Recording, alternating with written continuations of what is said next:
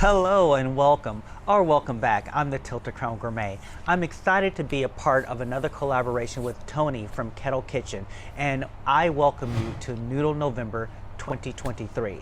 The playlist for all of the videos will be down in the description. Now, there will be a live stream on December 3rd, 2023 at 4 p.m. Pacific Standard Time. To be eligible for prizes, you need to watch all of the videos and leave comments on each.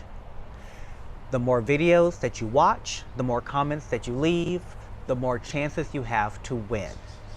Furthermore, if you participate in the live stream event, there are additional prizes and additional opportunities to win.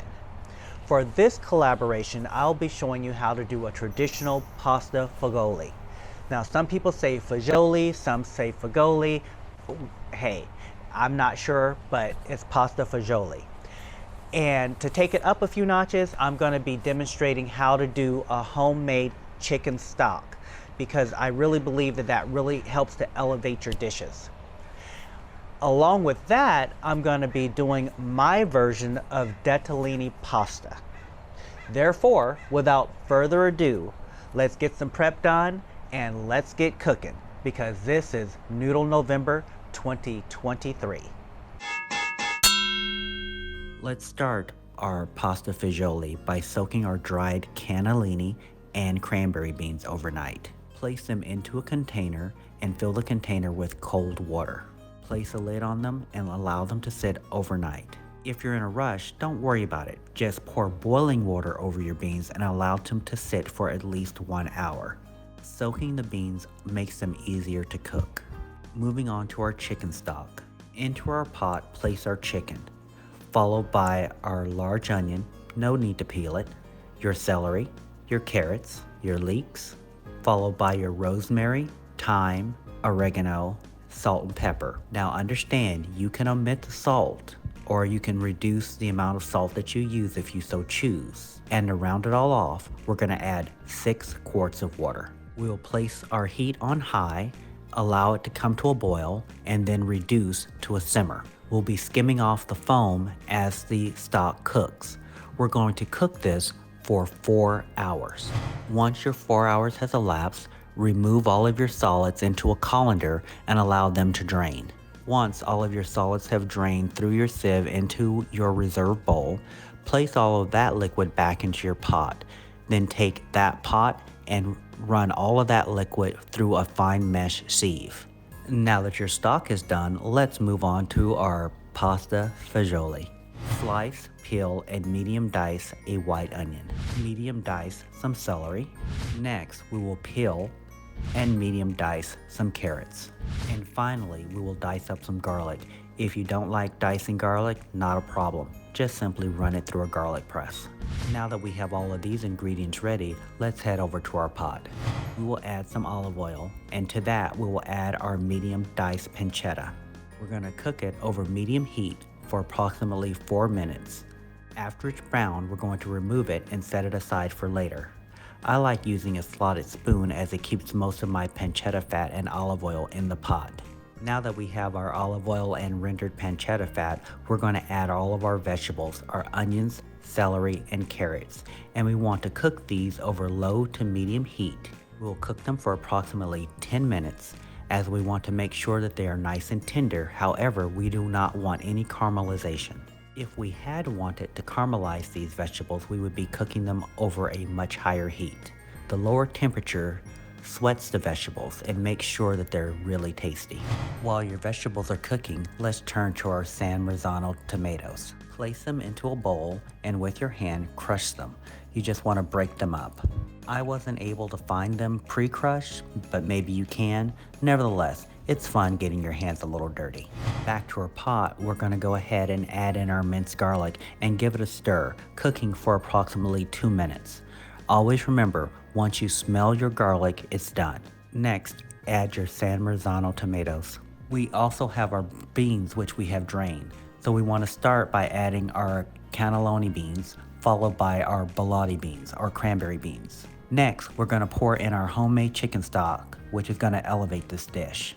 So a great trick for Italian soups in particular, I actually do this trick on my white bean and kale soup, is to add a piece of Parmesan rind to the soup. It just elevates that soup to the next level. So give it a try. I keep my Parmesan rinds in the freezer as I use up my Parmesan cheese. It really helps elevate Italian soups. We want to cook this for 45 minutes or until the beans are tender. While your soup is cooking, let's finish our pasta. Homemade pasta is like a warm hug, and anytime you serve it to your guests, they're gonna know that they're actually loved. However, if you want to make this dish and not do homemade pasta, just skip to the next chapter. I've started with 2 cups of flour total. It's 1 3/4 cup of 00 flour and 1/4 cup of semolina flour. And I shift it. You don't sift it. You don't necessarily have to sift your flour. However, I want to make sure that there are no lumps or anything in my pasta.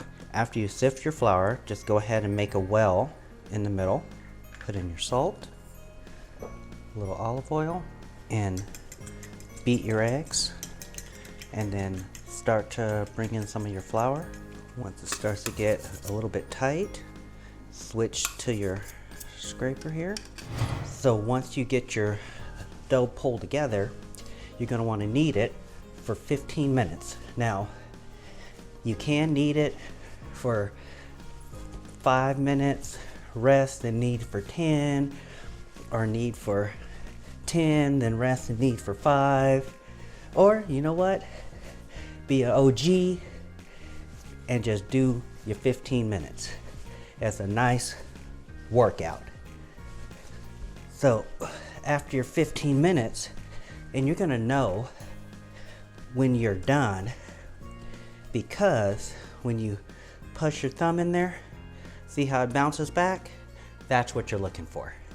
Now we're gonna wrap it in plastic wrap, and we're gonna sit this in the refrigerator for 30 minutes.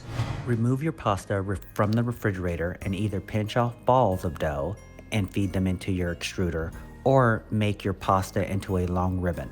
The ribbon method allows the dough to self-feed until the end. Nevertheless, as your pasta is extruded, you get to decide the particulars of your pasta, how long it is, what style, etc. But make sure that you allow it to drop onto a lightly floured surface so that they don't stick together. Lightly toss your pasta with flour and then set it aside until your soup finishes up. To thicken your soup, take 4 ladles of it and place it into a blender. Remove the center cap so that it doesn't explode, and place a clean towel over the hole and turn your blender on slowly and puree it until you have a thick bean paste. Once it's at this consistency, go back to the pot and pour it in, followed by your pancetta, reserving some for plating. Next, you'll add your herbs, which consist of fresh rosemary and parsley. We will then season with salt and pepper and give it a stir. Keep your soup warm as you finish up your pasta. Remember, homemade pasta only takes about 2 to 3 minutes to cook once you put it in the hot boiling salted water, and I actually do add a little olive oil to my water as well. Once that floats, the pasta's done. However, you might want to taste the piece just to be sure. Once you pull it off of the stove, rinse it in cold water to arrest that cooking process, and toss it with a little bit of olive oil, and then I put it into a Ziploc bag. I leave it open just in case there's some residual heat. That way you don't end up having mush. So I never cook my pasta in my soup. I cook it separate and I keep it separate. So when you want to dish it up, you add some pasta to your bowl, your hot soup over the top, and voila. That way you will always have the perfect al dente pasta every time, every bowl. To plate your pasta fagioli, place your pasta in a shallow bowl, followed by a few ladles of your soup. Top this with fresh rosemary and parsley, followed by some of your reserved pancetta and freshly ground Parmesan cheese. I'm the Tilted Crown Gourmet. This is Noodle November 2023. Don't forget to like, subscribe, and share. Comment so that you will be entered into the contest. Bon appetit.